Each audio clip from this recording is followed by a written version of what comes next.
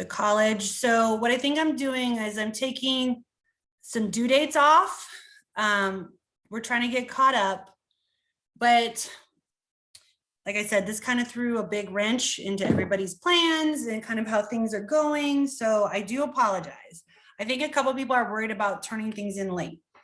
Get them in. Anything's late, just get them in. I'm accepting it.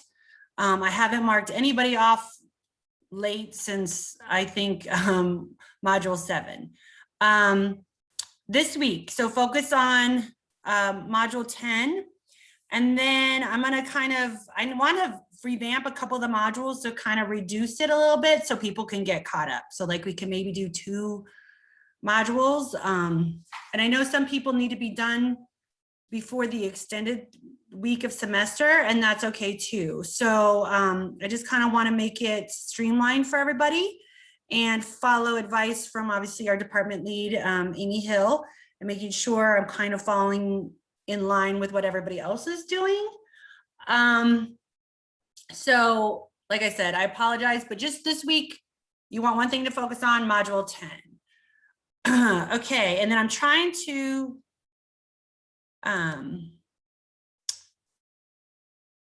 make sure that I'm getting caught up on grading. I think I was just going back through making sure there are a couple auto grades that I want to make sure I've looked at everybody's. So just check your scores if you have a concern about a question or anything that was marked wrong, especially on the midterm. So I don't think I've been through everybody's, make sure it was graded correctly. I think everybody mostly did very well on the midterm, so that was exciting. I feel good about that.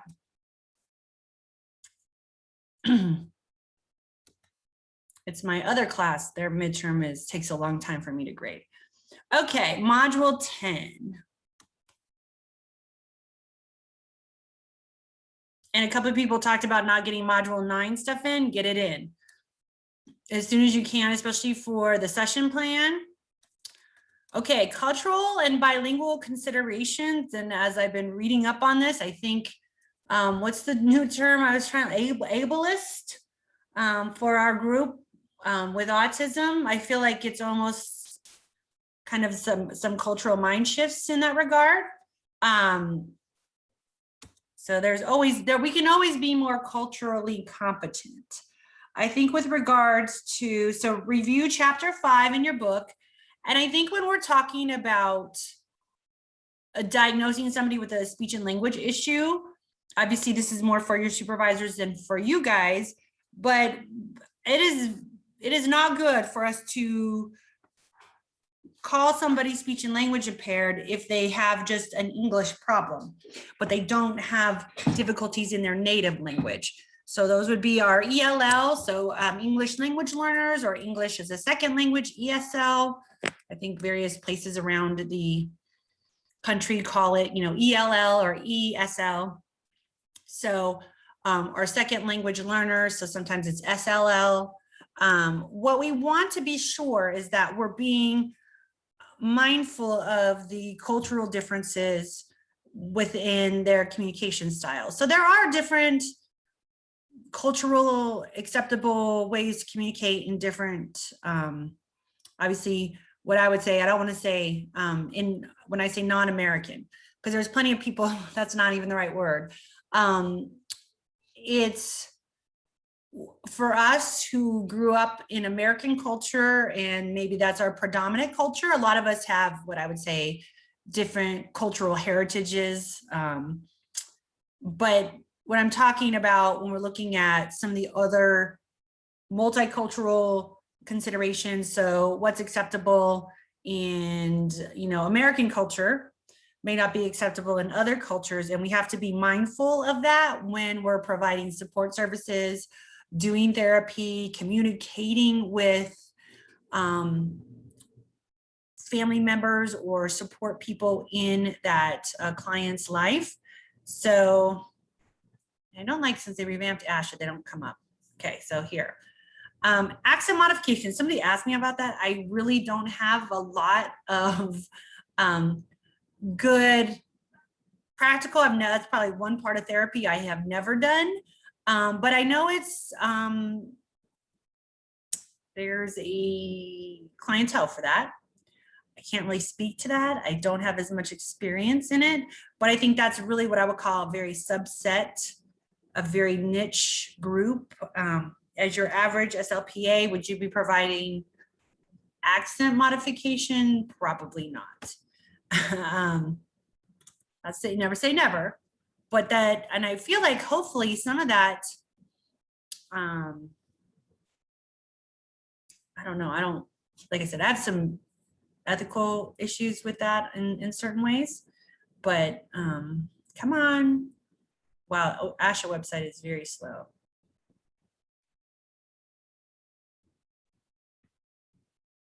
So sorry, it's spinning here.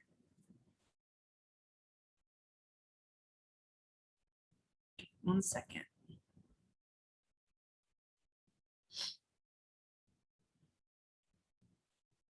Oh my goodness, come on.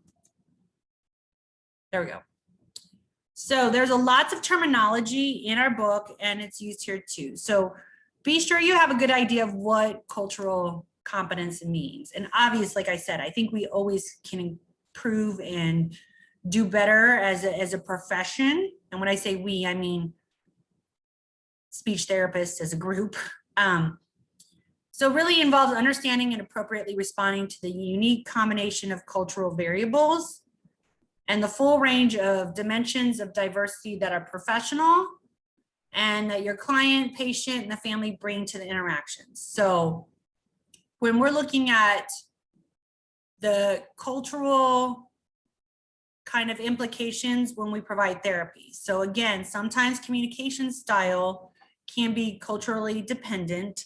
And I'm meaning sometimes culture dictates the manner in which we communicate. And oftentimes what I call mainstream American culture may not necessarily align with somebody's individual culture. So also too, some more things I think we're doing better about understanding those people who have gender identity, kind of those, you know, transgender type considerations, especially I feel like that's starting to become a bigger subset of some supports that we might do in a variety of ways. So looking at kind of aspects of ancestry, culture, language, dialect, as well as, you know, race and religion. So oftentimes cultural components come also with their religious components too. So sometimes it's not just what we would say strict culture. There could be a lot of religious factors that we have to consider when we're doing support for communication. And other things too, and veteran status. So somebody asked me about that. So when we're looking at that, veteran status, and I kind of view that as more of not just military, but definitely when you look at kind of the broad view of military, and I don't know if any of you are military families or are, you know, the traditional, I don't want to say militant household because that sounds negative, but definitely looking at, like my dad, he's a Vietnam vet. And we definitely operated differently a little bit as far as some of our parent-child interactions. You know, I think my dad sometimes forgot that he was no longer in the service. But just our communication style and the way sometimes he talked to us was different. And I think that comes from his military background.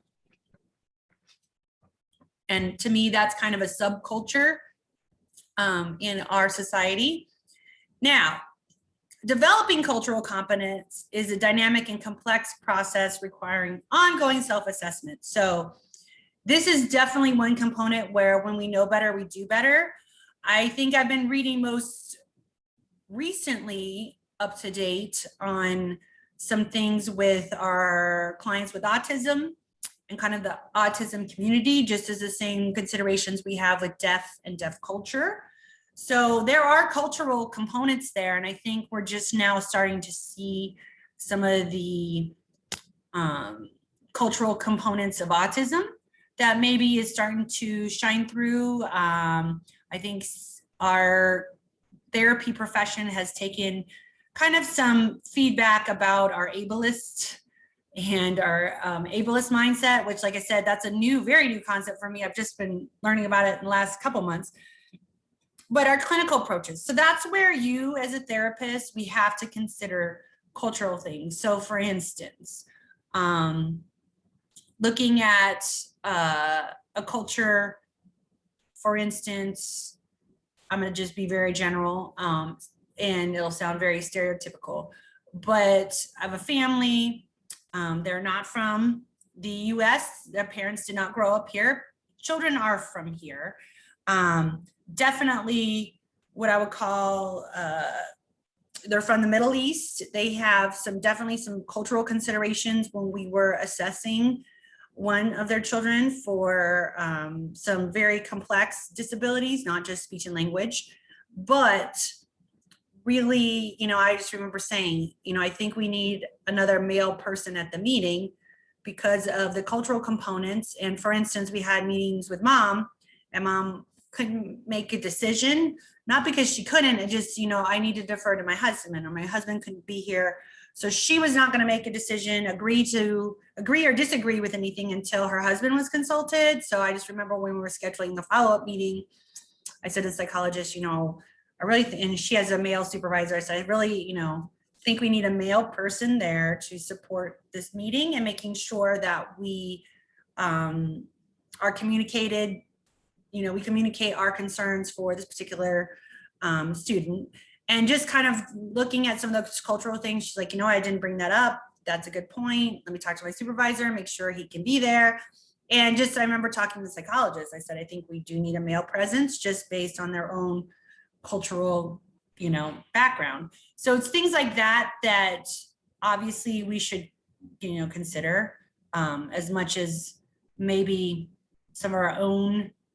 It's where sometimes you have to put your own biases or your own perceptions of things and kind of consider the unit. So especially in speech therapy, kind of what I do is kind of put the family dynamic first. What's going on in the family? What is their cultural considerations? What are their religious views? What are some of the other factors that can impact this client's success or my ability to communicate with the family in the appropriate and professional manner? So some of those things is, looking at definitely improving our quality of services, and really what I would call, I don't want to say meeting people halfway because that's not even the right term, but just really considering their views, their responses, their lens, trying to, have that perspective and looking through other people's lenses. So for instance, another factor when we're working with our clients that we know have severe disabilities. So regardless of what language you speak, autism is usually autism. Especially what I would call on the more severe end of autism. It doesn't matter what language you speak, you can kind of see the signs. And just kind of thinking about, okay, what should we be promoting? What are some of the goals? So we're looking at goal selection. Is this goal appropriate? Things like eye contact. Eye contact is definitely cultural, and not every culture views it in the same way American culture does. So some of those things, as well as really looking at that piece as a whole, that's how we become, I would say, more cultural, competent. Are we considering those factors? What are some things that the family might view offensive according to their cultural thoughts, their cultural backgrounds? So some other things, so key issues. So obviously diagnosing somebody, that's for your supervisor, and those are the cultural components that we consider.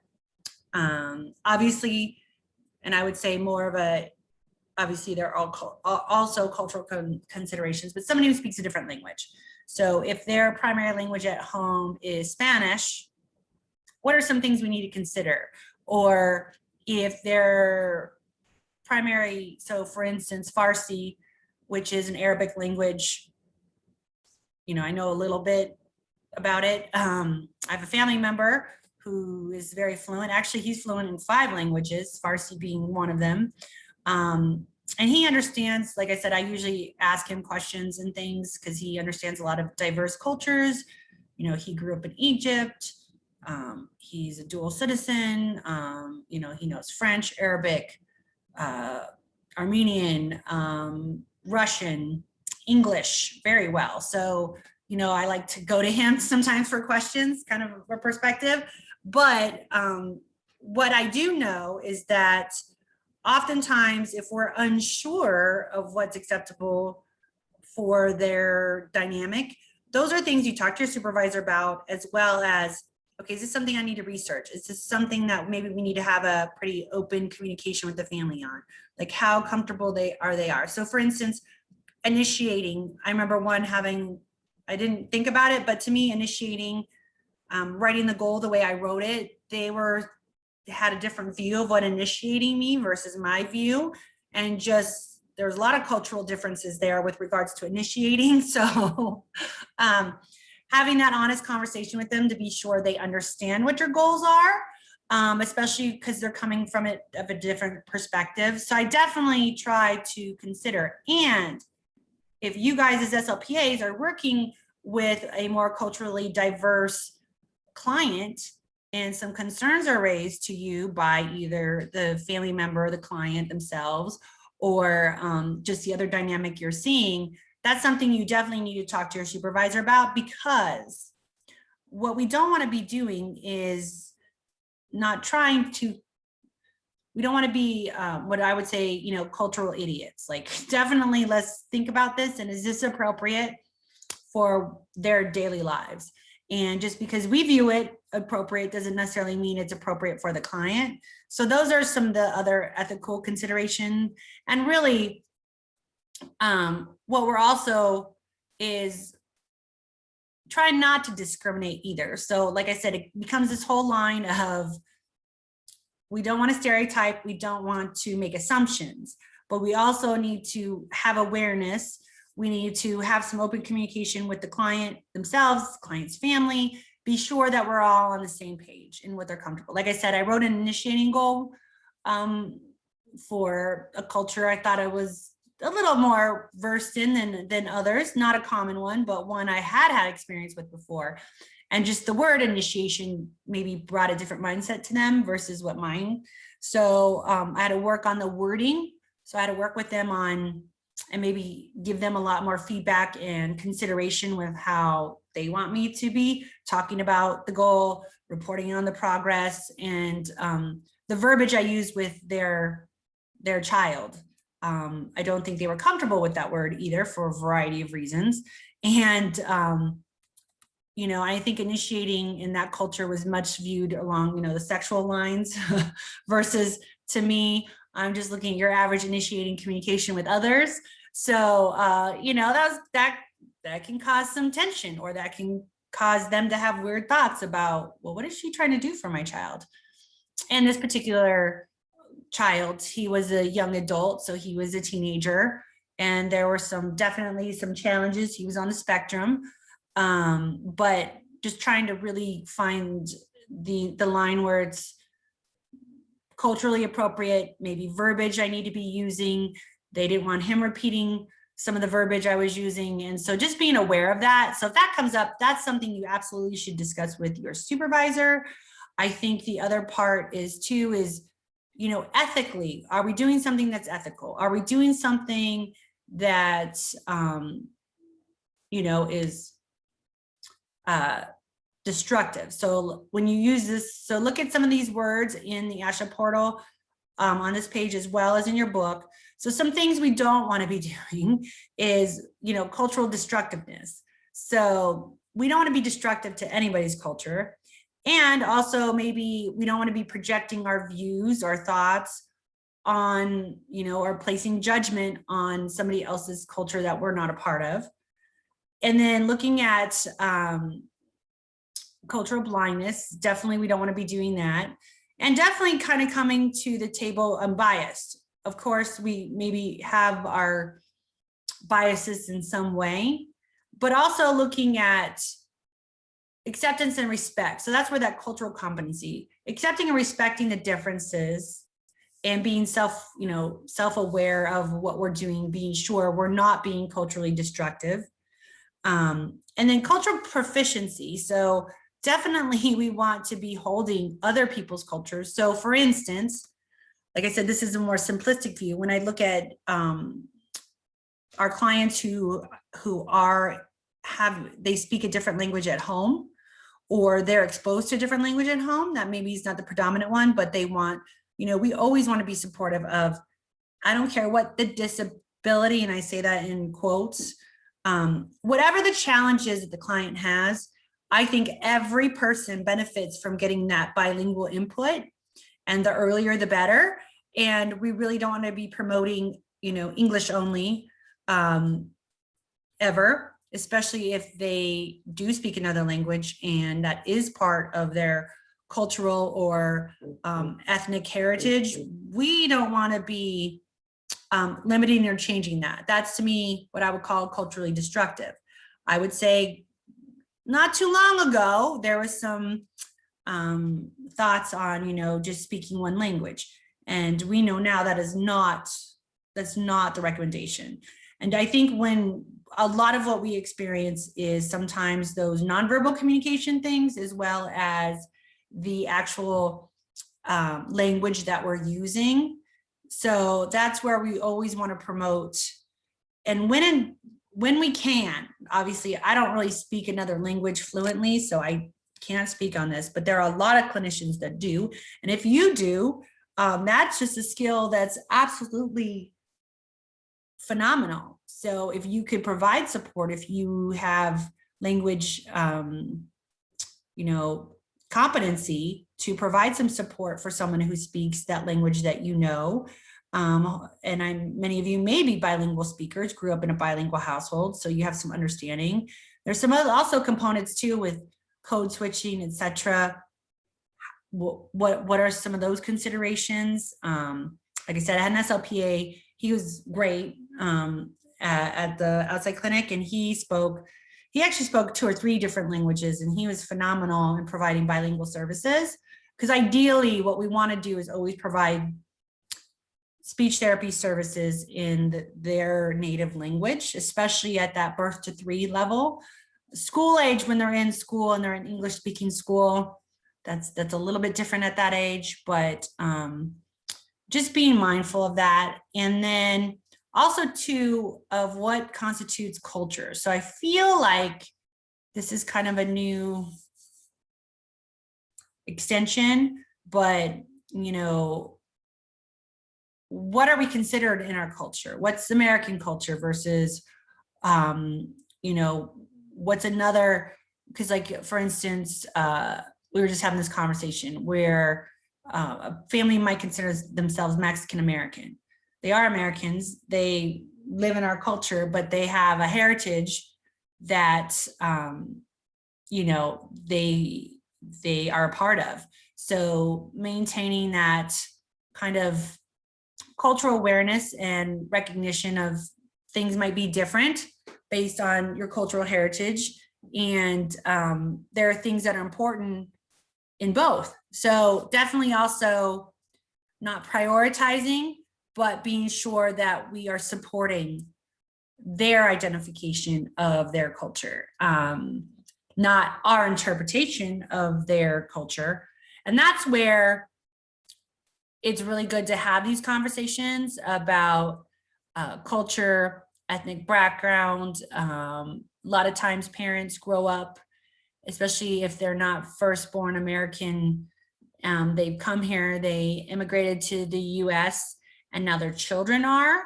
There's a lot of changes there and things that we need to be aware of and support a family. Things are different. I know one particular mom who grew up in Poland, she's like, I just can't compare because I grew up in Poland, this is this, and this.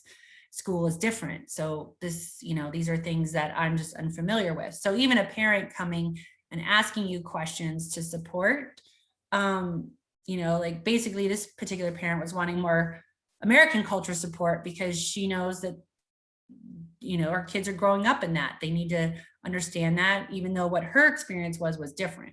So I think that's where sometimes when these situations, and they can get kind of sticky or they can even get uncomfortable for us, having that open dialogue with your supervisor as well as with the family. And really we want, you know, we don't want to ever be ethnocentric. So, and for those of you who maybe aren't well aware, I think Americans definitely can be considered ethnocentric, Americans as a whole. And we definitely don't want to be perpetuating that stereotype, nor also perpetuating that on our families who are from different ethnic and cultural backgrounds than us. And even as us as therapists, we can be different. For instance, I was so happy. I had a teacher refer a student, his his family's Filipino, and I forget which dialect they speak at home, but he is exposed to another language and he's fluent in both languages. And the teacher was actually very good. The teacher was like, I just think it's more of an accent thing. This isn't anything that really, sometimes when he's talking, he uses a different cadence and pitch. That's more. And my graduate student, she's Filipino and was well-versed and actually had a nice conversation with him in his native language and just got some insight for me. So I was so thankful I had that. And then she was the one that talked to the parent, which was always helpful. Someone from the same cultural and ethnic background, understanding some of those things. And some of the mom's concerned, because actually the mom was the one that brought the concern to the teacher. The teacher's like, I don't think it's a concern. This is his, So I was actually proud of the teacher because I normally don't get that response from her. She was very competent in that. She's like, no, I just think this isn't a problem. Our mom was viewing. I think somebody else had said something to her, so she was questioning it. So those are things when that comes up, and when we're looking at things with our some of our diverse clientele, you might need support from your supervisor and maybe not feel comfortable or not really understand some of those cultural things. And I think where it gets hard for me as a supervisor is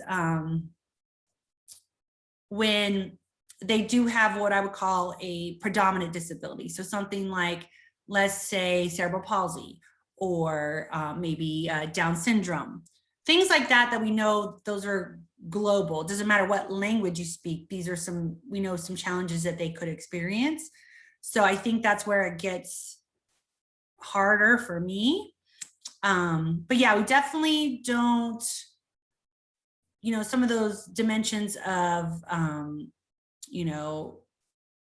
things like polite listening, power distance, some of those things with like nonverbal cues are different. Assertive style communication in like maybe a highly masculine culture, and kind of sometimes that formal and specific language is not always appropriate in like casual talk. So if it's anything like formal, we need to have a meeting. You can't necessarily just have a off the cuff conversation with a parent without it being more formal. So some of those things, when in doubt, talk to your supervisor. Be familiar with the vocabulary. Like I said, cultural competence and service delivery is important and helpful. A lot of great resources in your book. And like I said, assessments more for your supervisor. But some other culturally divergent views of disorder and disability. So there are some cultures that don't recognize disability. So even sometimes using that word is a challenge when you're trying to communicate. So those are some things too that are helpful. You're working with a client from maybe culture you're unfamiliar with, or maybe really good idea to research some things. Now we have Google. You can get some, broad-based information. And that's really it. So this week, focus on module 10. I'm going to update some of the subsequent modules to reduce some work so we can get caught up. If anybody's super concerned or needs to be done when the semester was originally going to end, please message me, because I want to be sure that everything's available for you guys. Because like I said, this is a new experience. I've never had this at Estrella Mountain. So, and I've been there since 2006 where we've had to extend the semester. So I apologize for that. I'm not counting anybody late. So I don't want anybody to stress about being late. If you don't have stuff in, get it in. Any other questions? So when you say that you basically deleted the due dates, you I mean did. that obviously there is like a deadline. There is when a deadline. And what I want to do is, what I was trying to do is kind of take off some deadlines at the moment. Yes, there is an ultimate deadline, but Yeah, for the end people of the were, semester, I I didn't mean. want people spending a lot of energy trying to message me like, hey, I'm not even done with this. I know that, that's okay. So get, like I said, focus on module 10 this week. If you haven't finished module 9, get that up to date. And what I'd like to do in bout by module 12, like we're kind of on track. And that everyone has the information they need if they need to be done. So a couple people in some other classes do have to be done by, they can't extend the semester by a week. So that's a problem for a couple, because then I understand some of these plans were made way in advance, et cetera, et cetera. So I need to make sure if you need to be done that the final's available for you and that I get your stuff done and in ahead of time. But right now, basically what I'm going to tell you guys, I'm not counting anything late from now on from the semester. So if you are behind, I think a lot of us have been kind of turned upside down a little bit with this. That's okay. Just get in what you can. Try to get caught up. And what basically I'd like to, give what I would say open-ended deadlines for module 11, 12, 13, and then like 14, 15, 16, because 16 is the end of the semester, kind of that next open-ended deadline. So people can pace themselves, because here's the challenge. You don't want to get too far behind or miss too much to where you're not able to keep up.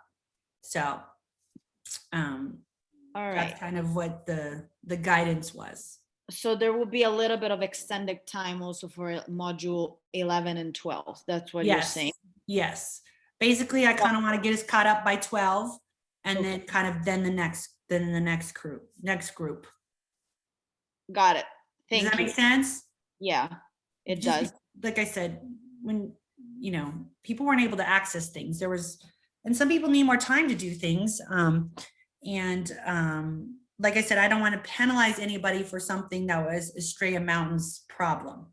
No, also like I bet like people try to do stuff from their phone, because I did. Yeah, but and the app is different. yeah, and it wasn't as productive as everybody wanted it, and that's okay too. Or some people were able to get on the app.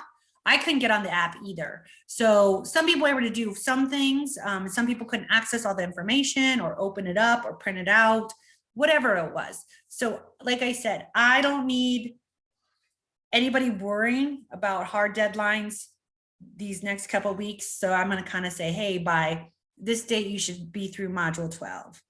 And then, 13, 14, 15, and then 16, obviously is the final, then that kind of next group, just to make sure everybody's able to do what they need to do and access what they need to access. Okay, thank you. Okay. Last question. The quiz, is it open questions this week? What do you mean? Oh, like it's multiple choice questions. Yeah, there's some fill in the blank. I think they're mostly multiple choice though. Okay, thank you. Okay. It's going to be mostly vocabulary, just FYI. All right, thank you. All right. Thank you guys. Have a good night.